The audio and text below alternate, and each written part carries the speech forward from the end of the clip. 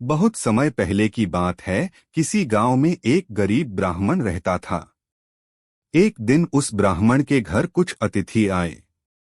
ब्राह्मण की स्थिति इतनी खराब थी कि उन अतिथियों को खिलाने के लिए घर में अनाज तक नहीं था।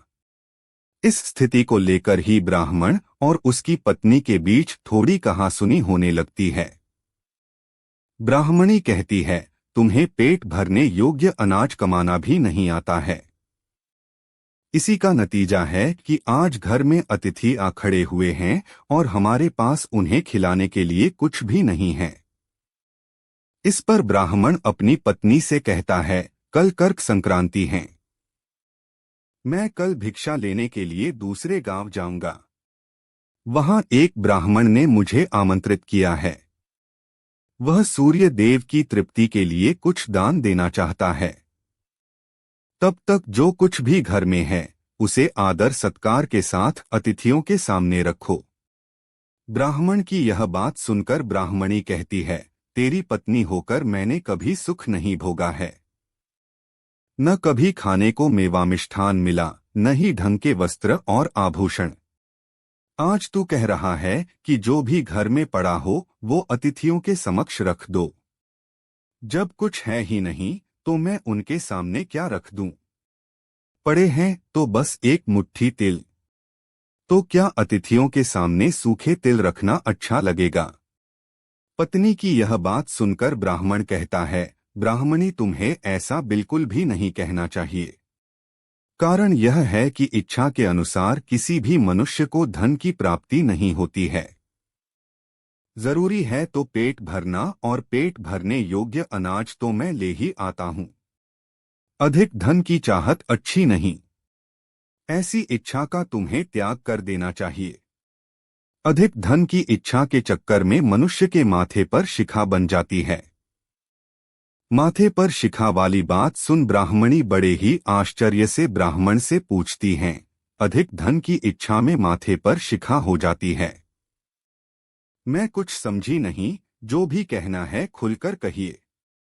ब्राह्मणी के इस सवाल का जवाब देने के लिए ब्राह्मण अपनी पत्नी को शिकारी और गीदड़ की एक कहानी सुनाता है। ब्राह्मण कथा की शुरुआत करता है। एक दिन एक शिकारी जंगल में शिकार की खोज कर रहा था। जंगल में कुछ दूर आगे बढ़ने के बाद शिकारी को एक काले रंग का पहाड़ जैसा विशाल सूअर दिखाई देता है। सूअर को देखते ही शिकारी अपना धनुष उठा लेता है और कमान खींचते हुए सूअर पर निशाना लगा देता है। कमान से निकला हुआ तीर तीव्र गति से सूअर को घायल कर देता है। घायल होने पर सूअर चिंघाड़ता हुआ शिकारी पर पलटवार कर देता है। सूअर के तीखे दांतों से शिकारी का पेट फट जाता है। इस तरह शिकार और शिकारी दोनों का ही अंत हो जाता है। इसी बीच खाने की तलाश में भगता हुआ एक भूखा गीदड़ वहां से होकर गुजरता है जहां शिकारी और सूअर का शव पड़ा हुआ था। बिना मेहनत इतना सारा भोजन देख गीदड़ मन ही मन बहुत खुश होता है और मन ही मन सोचता है कि आज तो ईश्वर की बड़ी कृपा हुआ, जो इतना अच्छा और अधिक भोजन एक साथ मुझे मिला है। मैं इसे धीरे धीरे और आराम से खाऊंगा ताकि लंबे समय तक मैं इसे उपयोग में लाऊंगा। इस तरह मैं इस भोजन के साथ लंबे समय तक अपनी भूख को शांत रख पाऊंगा।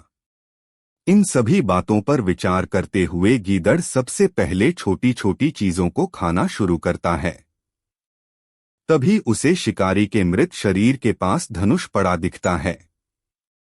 गीदड़ के मन में पहले उसे ही खाने का विचार आता है और वह धनुष पर चढ़ी डोर को चबाने लगता है।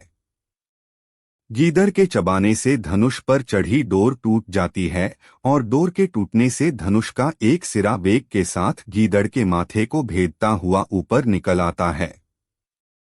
गीदड़ के माथे को भेद कर धनुष का जो सिरा गीदड़ के सिर पर निकल आता है, वह ऐसा प्रतीत होता है मानो गीदड़ के माथे पर शिखा निकल आई हो। घायल होने के कारण कुछ देर बाद गीदड़ की भी मौत हो जाती है। इतना कहते हुए ब्राह्मण कहता है, ब्राह्मणी, इसीलिए मैं कहता हूं कि जरूरत से अधिक लोभ से माथे पर शिखा आ जाती है। यह कथा सुनने के बाद ब्राह्मणी कहती है, ठीक है, अगर ऐसी ही बात है तो घर में जो मुट्ठी भर तिल पड़े हैं उन्हीं को मैं अतिथियों को खिला देती हूँ।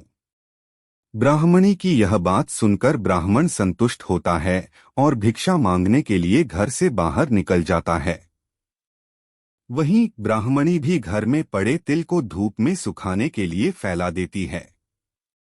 तभी कहीं से एक कुत्ता आ जाता है और उन साफ तिलों पर पेशाब कर देता है, जिससे सभी तिल खराब हो जाते हैं। तिल के खराब हो जाने पर ब्राह्मणी काफी परेशान हो जाती है और सोचती है, यही तो तिल थे जिन्हें पकाकर मैं अतिथियों को खिला सकती थी। अब मैं क्या करूं?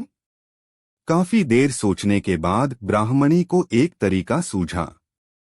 उसने सोचा कि अगर वह गंदे तिलों के बदले साफ तिल देने की बात कहेगी तो कोई भी आसानी से मान जाएगा। साथ ही किसी को भी इन तिलों के खराब होने की बात पता नहीं चलेगी। इस विचार के साथ वह उन तिलों को लेकर घर घर घूमने लगी। ब्राह्मणी की यह बात सुनकर एक महिला वह तिल लेने के लिए तैयार हो गई, लेकिन उस महिला का पुत्र अर्थशास्त्र पढ़ा हुआ था। उसने अपनी माँ से कहा कि इन तिलों में जरूर कोई न कोई खोट होगी, वरना कौन साफ सुथरे तिलों को गंदे तिलों के बदले देने के लिए तैयार होगा। पुत्र की यह बात सुनकर महिला ने ब्राह्मणी के तिलों को लेने से मना कर दिया। हमारे पास जो भी होता है हमें उसी में सुखी रहना चाहिए।